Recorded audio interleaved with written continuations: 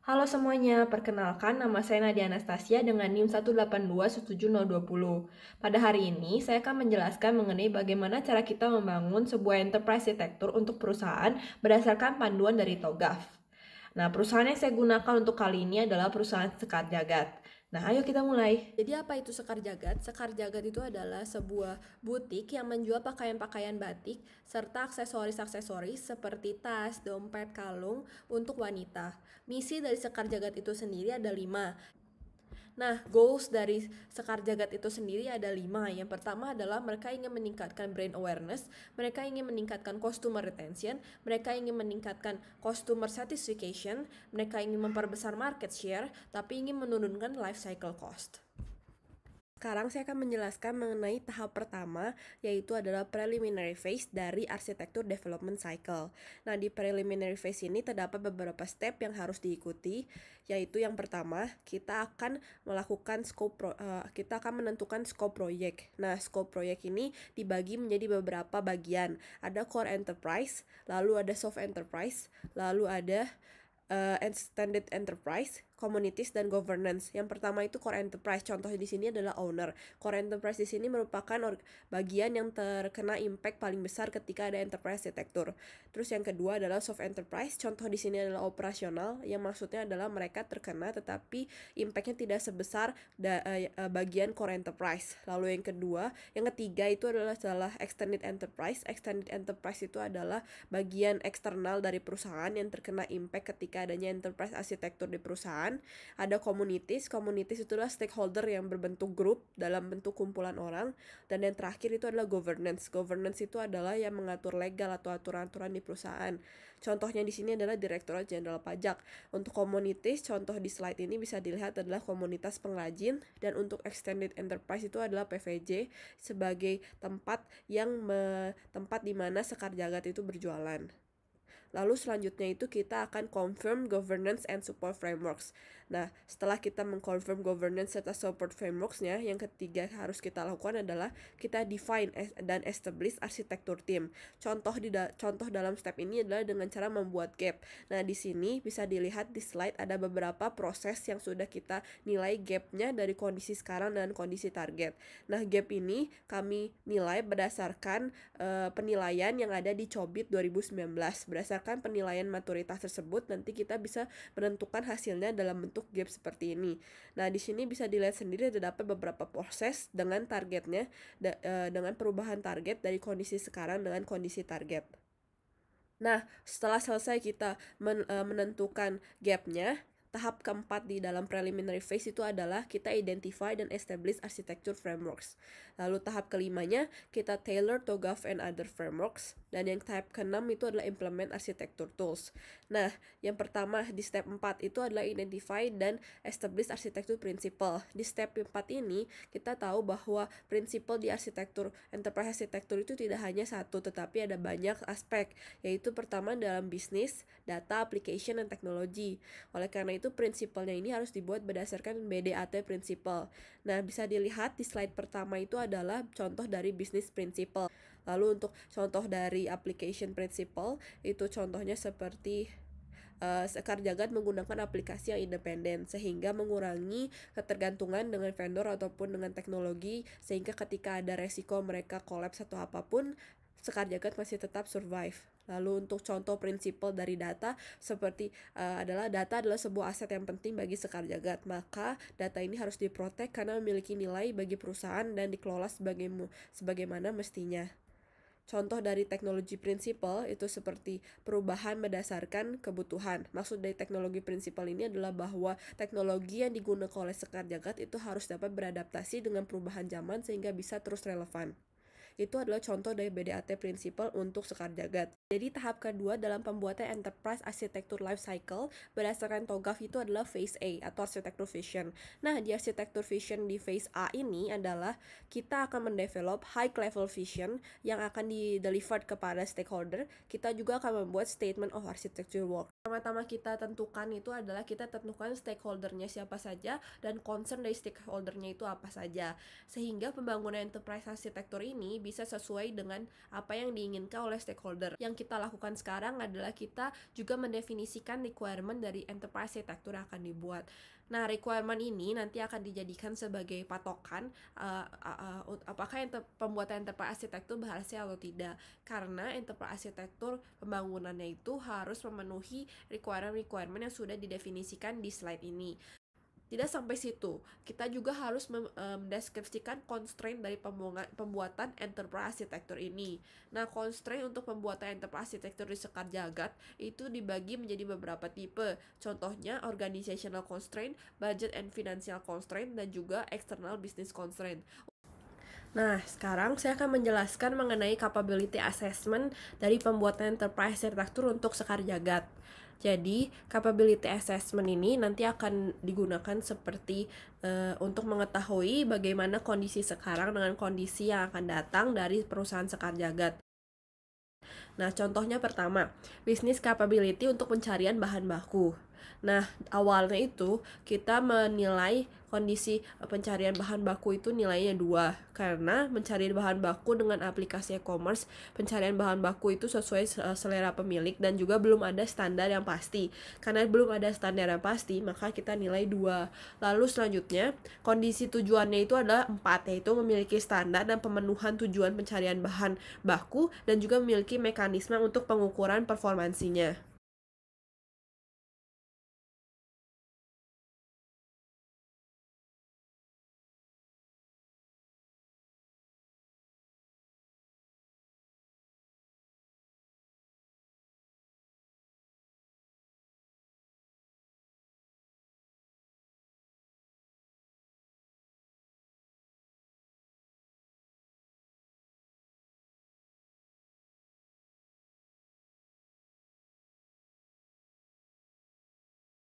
Nah, jadi bisa disimpulkan bahwa IT capability dari perusahaan Sekar Jagad itu adalah mereka ingin melakukan pendataan terhadap data stok barang, mereka melakukan pendataan terhadap data transaksi penjualan, lalu yang ketiga mereka ingin melakukan pengelolaan data finansial perusahaannya.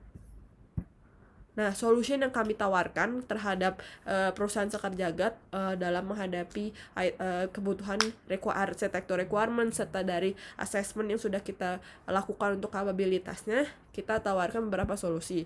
Ada 6 solusi yang kami tawarkan.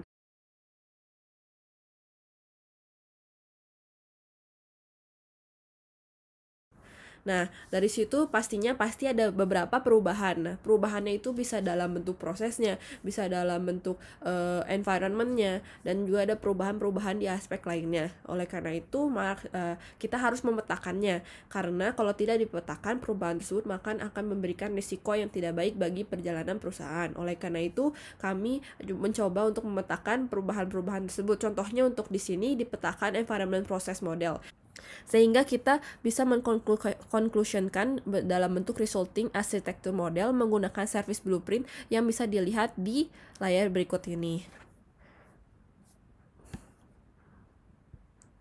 Lalu juga ada perubahan dalam bentuk arsitektur supporting dan prosesnya yang kita gambarkan dalam bentuk diagram value chain. Arsitektur bagi Sekar Jagad, maka kita melanjut ke phase selanjutnya. Nah, berdasarkan BDAT, maka phase B dari pembuatan enterprise arsitektur adalah kita membuat bisnis arsitektur. Nah, pertama-tama yang harus kita lakukan itu adalah kita akan select viewpoints, reference models dan tools. Lalu setelah kita selesai men-select reference models, viewpoint dan toolsnya, kita masuk ke step 2, yaitu adalah dengan cara membuat business architecture models bagian konseptual. Nah, bisa dilihat di sini bahwa untuk konseptual baseline bagi business architecture bagi Sekar Jagad itu dibagi menjadi 2. Yang pertama itu adalah service-nya, lalu yang kedua itu berdasarkan function-nya. Nah, bisa dilihat bahwa yang warna biru ini adalah yang tambahannya, yang perbedaannya antara konseptual, baseline, dan target. Ini untuk tingkatan konseptual. Lalu kita naik ke logical. Nah, logical itu kita gambarkan berdasarkan konteks diagram. Nah, bisa dilihat di sini bahwa untuk baseline-nya itu sendiri, si sistem Sekar Jagad berinteraksi dengan 5 external entity. Lalu selanjutnya kita naik ke logical, lalu kita lihat targetnya. Jadi berdasarkan level logical business architecture model, targetnya itu adalah bahwa jadi kita pisah menjadi 4 sistem. baseline bisnis arsitektur dan target bisnis arsitektur, maka kita masuk ke dalam gap analysis. Untuk gap analysis bagi bagian bisnis arsitektur models itu bisa dilihat di slide berikut ini.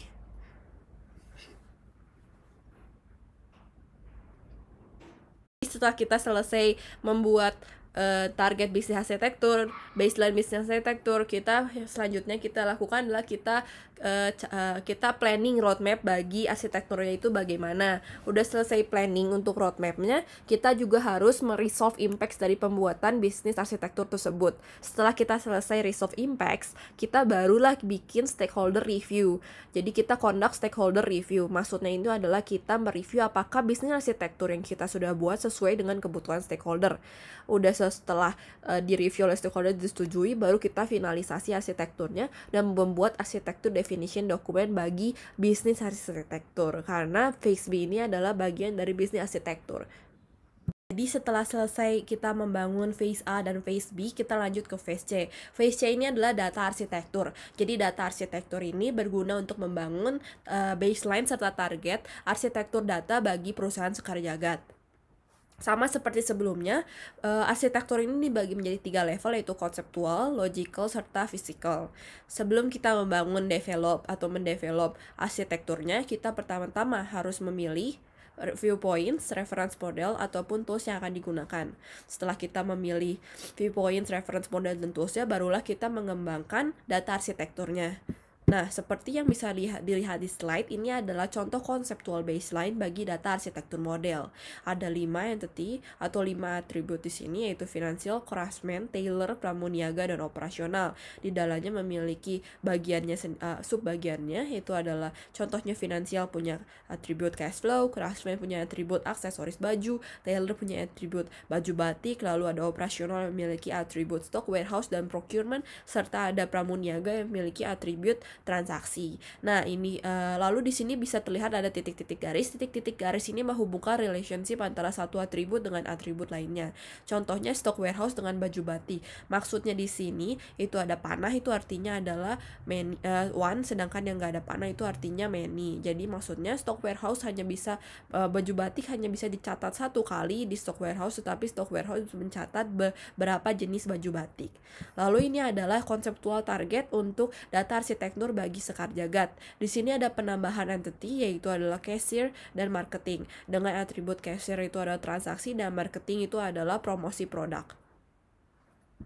Lalu kita lanjut lagi ke logical baseline. Nah, logical baseline untuk data arsitektur model bagi Sekar Jagad digambarkan dalam bentuk ERD. Di sini ada 4 entity. Yang pertama itu adalah stok barang, ada procurement, ada cash flow, serta ada produk. Semuanya memiliki relationship dengan atributnya masing-masing. Contohnya adalah stok barang dengan procurement. Stok barang ini akan akan memiliki relationship request ke procurement. Nah, di sini ada tulisan 1.1 sama 1.1 bintang, itu berarti bahwa stok barang ini hanya bisa mencatat minimal hanya bisa merequest 1 kali ke procurement, tetapi procurement itu bisa memenuhi request dari beberapa stok barang. Jadi setiap stok barang itu cuma bisa request sekali, tetapi procurementnya itu sendiri bisa mencatat beberapa request dari stok barang.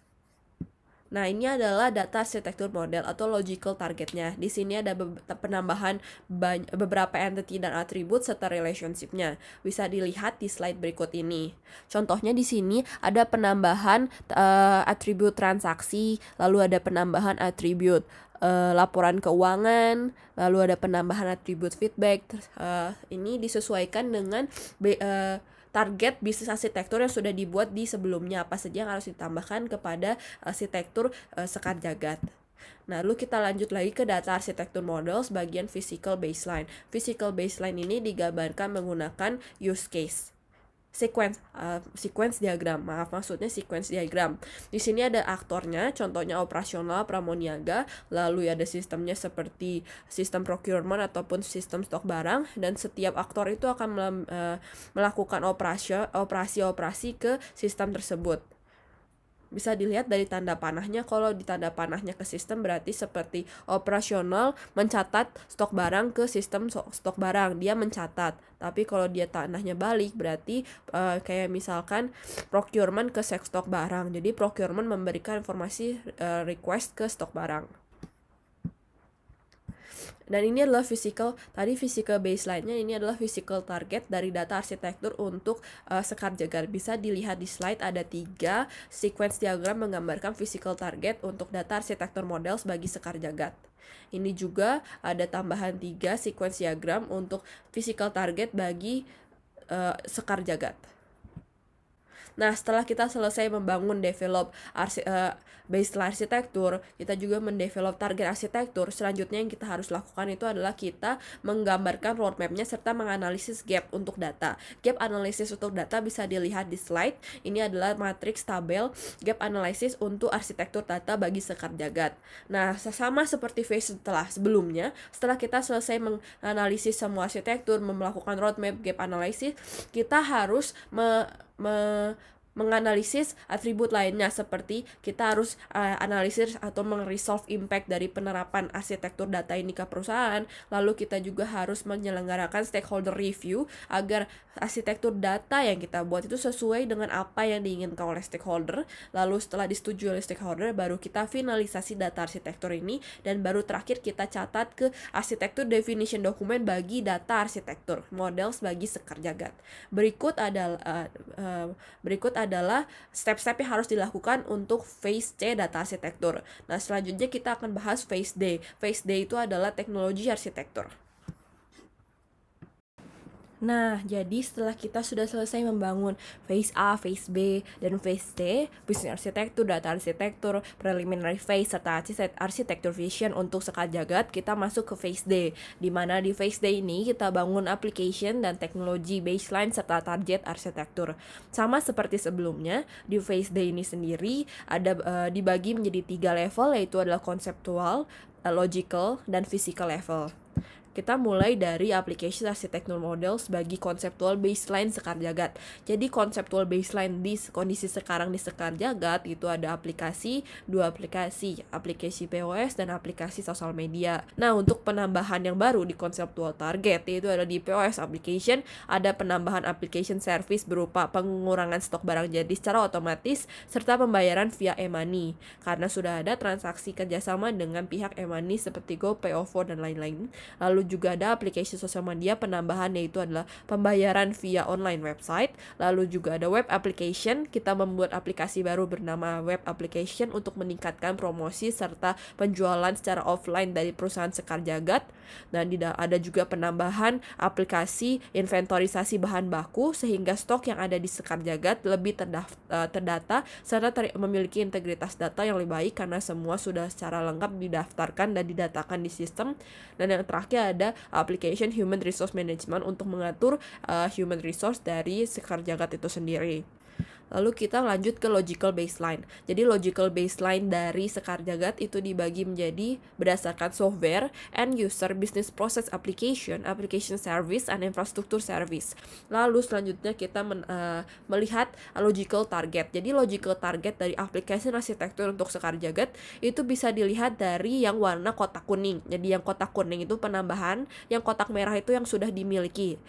Lalu kita lanjut ke physical baseline. Jadi physical baseline dari aplikasi arsitektur Sekar Jagad sekarang itu adalah mereka memiliki electronic data capture atau EDC, dan dia itu menerima non tunai berupa kartu kredit serta kartu debit dan juga tunai. Aplikasi sosial media berupa Instagram, spreadsheet, dan mesin kasir. Nah, untuk targetnya akan ada penambahan seperti email, software point of sale, dan fingerprint absensi. Setelah kita selesai membangun konseptual, logical, serta physical baseline dan target dari application arsitektur, kita seperti biasa kita menganalisis gap-nya. Nah, gap analysis untuk application arsitektur bisa dilihat di slide berikut ini. Nah, jadi sekarang kita masuk ke teknologi arsitektur model di level konseptual.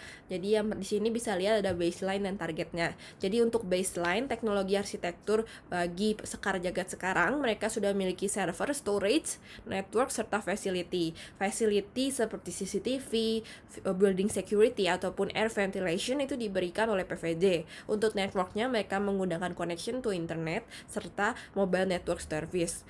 Untuk storage-nya mereka mendapatkan free database storage dari aplikasi yang mereka gunakan, serta servernya itu sendiri ada application server, device management, dan operating system.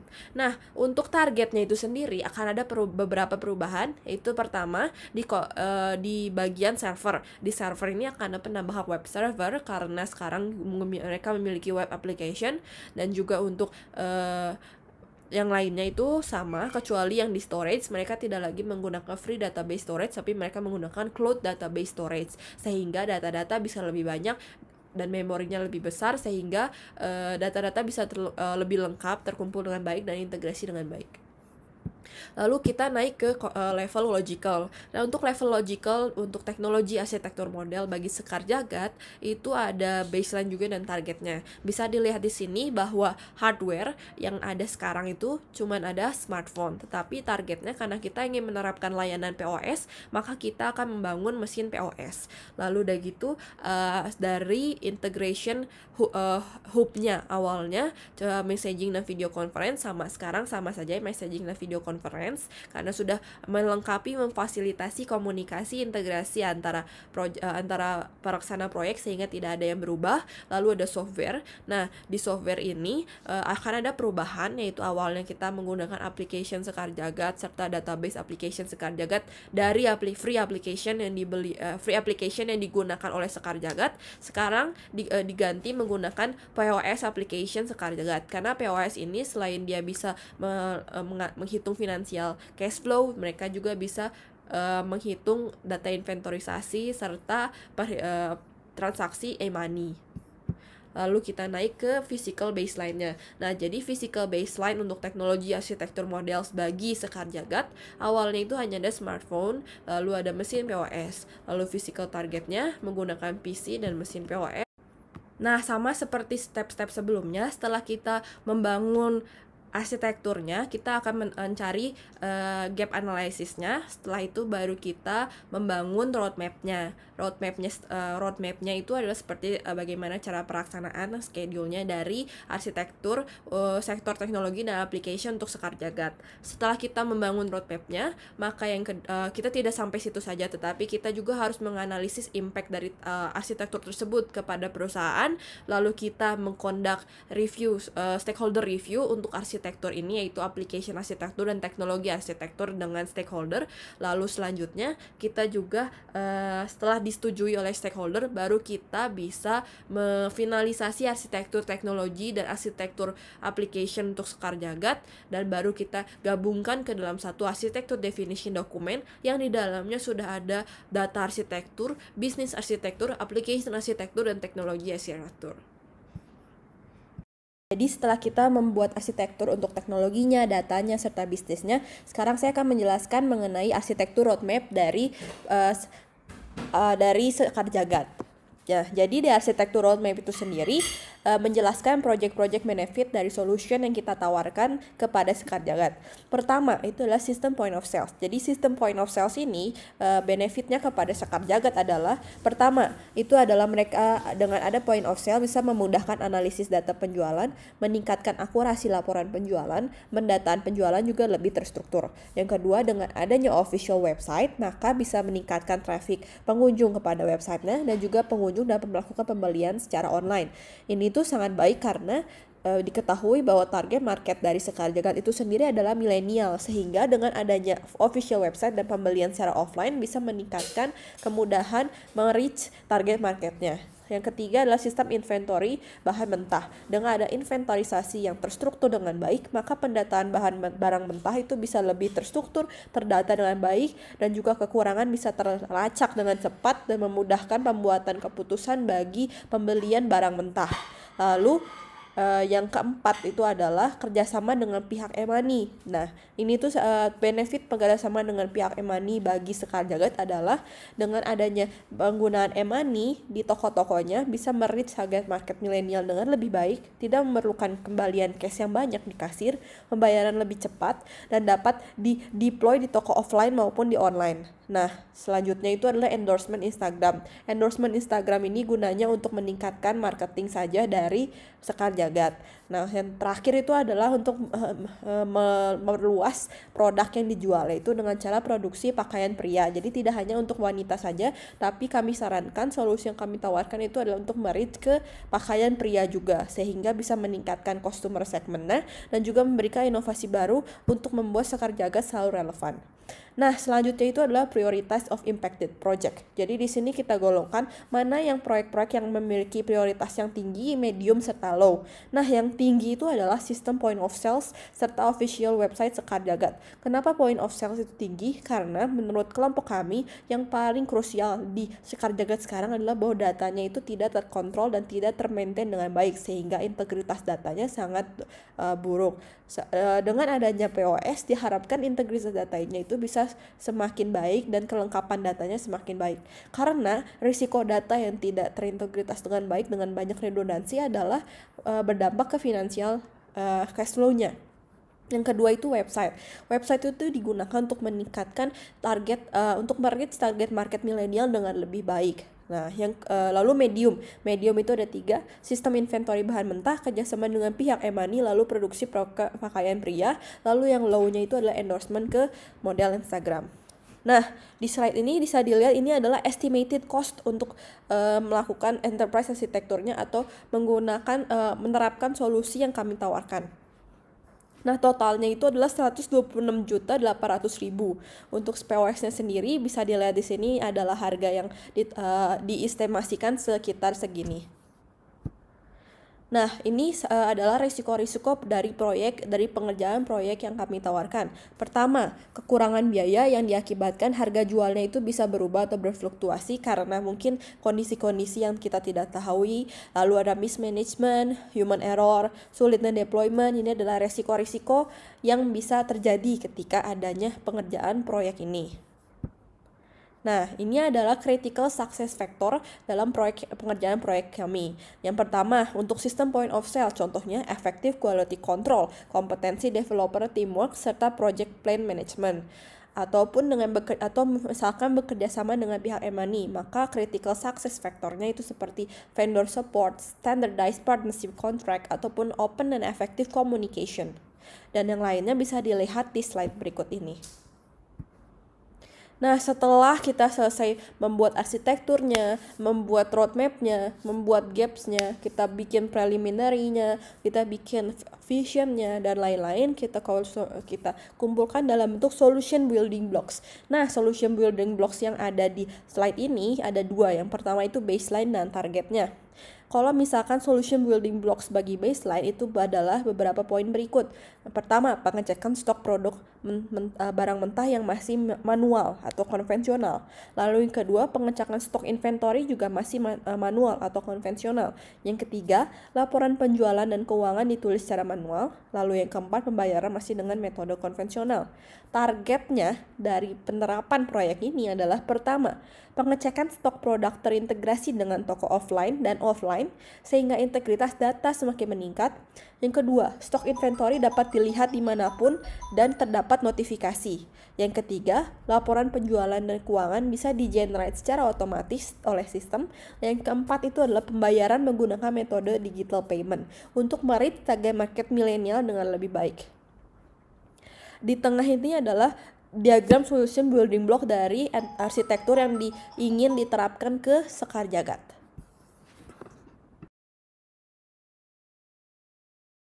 Sekian presentasi saya mengenai penerapan enterprise arsitektur menggunakan panduan buku TOGAF terhadap perusahaan Sekar Jagad. Terima kasih sudah mendengarkan. Semoga informasi yang saya tawarkan dan saya ceritakan ini bisa bermanfaat bagi Anda sekalian. Terima kasih.